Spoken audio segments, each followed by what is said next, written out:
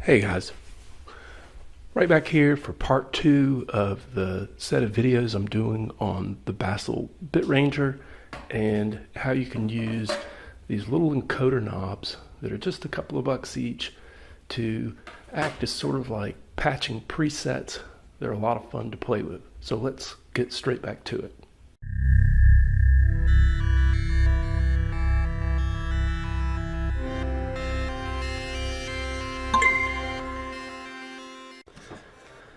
And so before we get back to sounds and music on the BitRanger, I want to talk some about the selector switch that I mentioned in the last video. This is a thing where you can choose one of 4 different switch settings.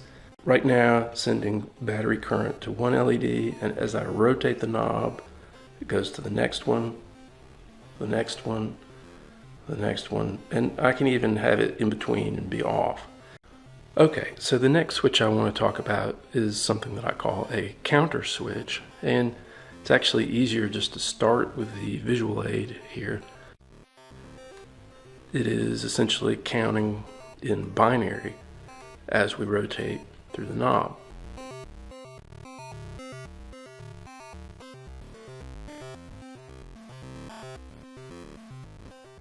And so this counter switch is very versatile where that you can choose the different configurations.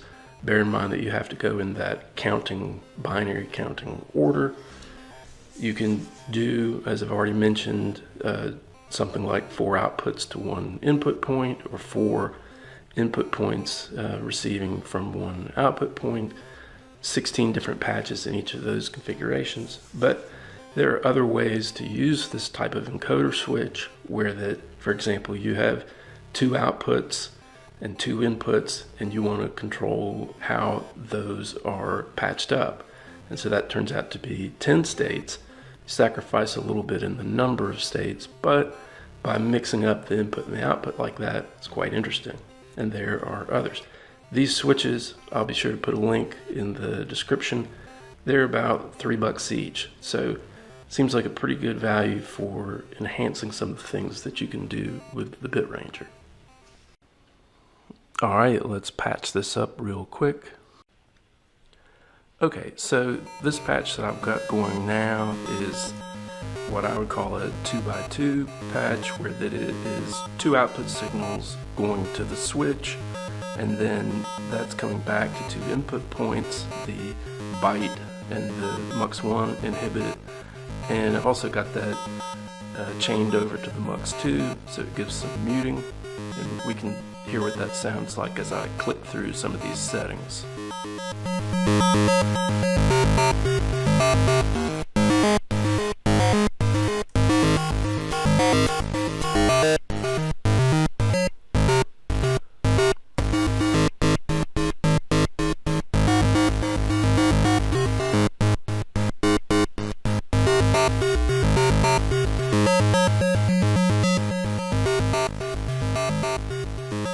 So that's pretty nice.